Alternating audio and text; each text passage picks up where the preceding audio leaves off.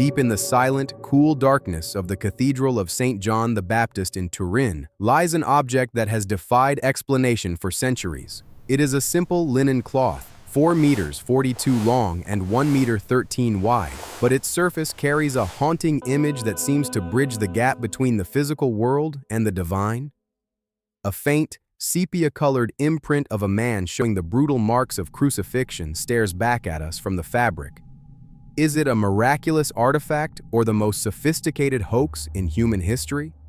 The mystery of the Shroud of Turin begins in the middle of the 14th century when it first appeared in France, yet its origins are whispered to reach back 2,000 years to a tomb in Jerusalem. Science and faith have clashed over every fiber of this cloth. Researchers have analyzed the bloodstains, the pollen grains, and even the weave of the fabric to find a definitive answer. Yet, the image itself remains the greatest enigma because it is not a painting, a print, or a burn. It is a negative image that only reveals its true detail when photographed. How could a medieval artist create a photographic negative centuries before the invention of the camera? Some believe it was formed by a sudden, intense burst of radiation at the moment of resurrection, a physical flash of energy that scorched the very life of a man into the linen. Others suggest it is the work of a secret proto-science practiced by the Knights Templar, or perhaps even a lost technique of Leonardo da Vinci. As we peel back the layers of these incredible theories, it is worth considering how such mysteries continue to shape our understanding of history. So if you find these deep dives into the unknown fascinating, please subscribe to the channel for more explorations. The visual reconstruction of the Shroud's journey takes us from the dusty roads of Edessa to the royal courts of Europe, where it was hidden, stolen, and nearly destroyed by fire. In the year 1988, carbon dating results shocked the world by suggesting the cloth originated between 1260 and 1390, right when it first appeared in the historical record. However, critics of this study argue that the samples were taken from repaired sections of the cloth or were contaminated by centuries of handling and smoke. This leads to the gripping possibility: could the data be fundamentally flawed? If the shroud is indeed older, the implications are staggering because it would mean we are looking at the literal face of history. Let us delve deeper into the visual mysteries, focusing specifically on the incredible claims made about the man's anatomy and the wounds. They are anatomically correct to a degree that was unknown to medieval artists.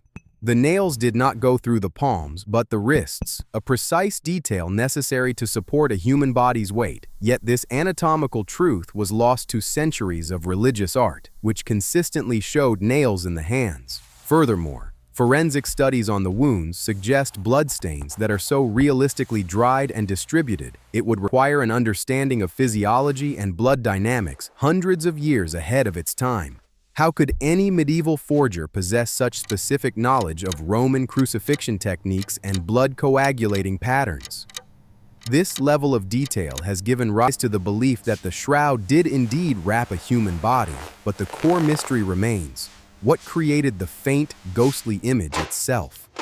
The scientific investigation conducted by the Shroud of Turin Research Project, or STURP, in 1978 was exhaustive. They took thousands of photographs, X-rays, and samples, yet their conclusion was enigmatic. The image is not painted. They found no pigment, no binder, no brushstrokes. This lack of physical application is the bedrock of the radiation theory, suggesting that the image was formed by a short-duration, high-intensity pulse of energy, possibly radiation, affecting the topmost superficial layers of the linen fibers, less than half of 1,000th of a millimeter in depth.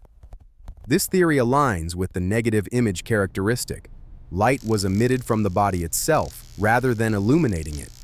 Yet, how can science explain such a unique physical event, unparalleled in any known natural phenomenon? Is this an example of pre-scientific knowledge or a truly unique natural event? The narrative surrounding the shroud is intertwined with ancient legends, most notably the story of the image of Edessa, also known as the Mandilion. This legendary cloth, believed to bear the face of Jesus, appeared in the 5th century and was transported to Constantinople in 944. Many scholars speculate that the Shroud of Turin and the Mandilion are one and the same, the larger cloth having been folded so that only the face was visible for centuries. This would push the Shroud's history back well before the 13th century and bridge the gap to early Christian history, explaining its sudden appearance in France after the Fourth Crusade, when many relics were taken from Constantinople. If this historical connection is valid, it would radically rewrite the timeline and disprove the carbon dating. What is clear is that the visual evidence, when combined with the historical narratives, presents a puzzle of immense complexity and profound implications. The very fabric, a specific herringbone weave, also fuels this ancient origin narrative, as similar weaves have been found in Jewish burial sites dating to the 1st century. Critics, however, argue that such an ancient textile simply would not have survived the centuries of handling, exposure, and fires. Indeed, the shroud was damaged in a fire in 1532, which left distinctive burn marks and water patches that are clearly visible on the cloth today. The repair patches added by nuns can be easily distinguished, and some researchers argue it was precisely this contaminated repaired section that was sampled for carbon dating, invalidating the 1988 results. We must also consider the bloodstains. Initial analyses were conflicting, but later studies confirmed the presence of hemoglobin and other blood components. Yet some skeptics argue that these were added later as pig's blood or painted with red ochre. This ongoing back and forth illustrates the profound division in scientific opinion.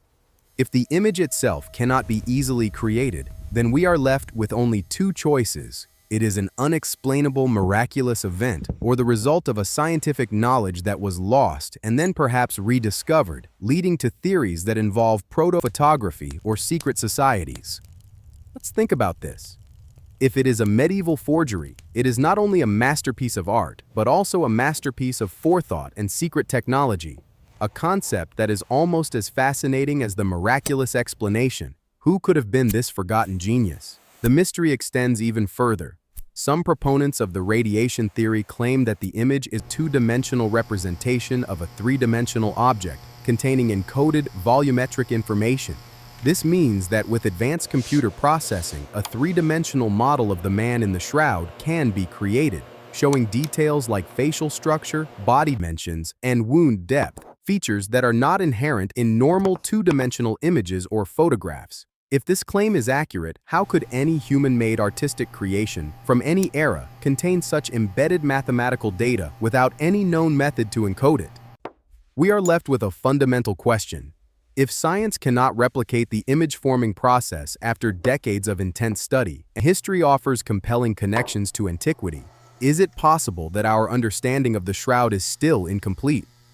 The visual reconstruction of the shroud's journey, from a simple tomb in Jerusalem to its current resting place, is as dramatic as any thriller, full of twists, turns, and unanswered questions. We are not just analyzing a piece of fabric, we are analyzing centuries of human faith, skepticism, and our relentless pursuit of truth. The shroud remains a mirror. It reflects the beliefs, assumptions, and biases of anyone who looks at it, whether they are looking through a microscope or with eyes of faith. Perhaps its true power lies not in its origin, but in its ability to inspire, challenge, and ignite the human imagination, keeping the conversation and the investigation alive for another 100 or 1,000 years. The final word on the Shroud of Turin has yet to be written. Science will continue to probe, historians will continue to search for clues, and the faithful will continue to find meaning in its faint, haunting image, a silent witness to a story that may never truly be told. Until then, we must be content with the mystery itself, a puzzle with no clear solution and a power that continues to captivate the world. The man on the cloth remains a ghost, whispering secrets that we are still trying to understand, a visual whisper from the past that may never be fully decoded.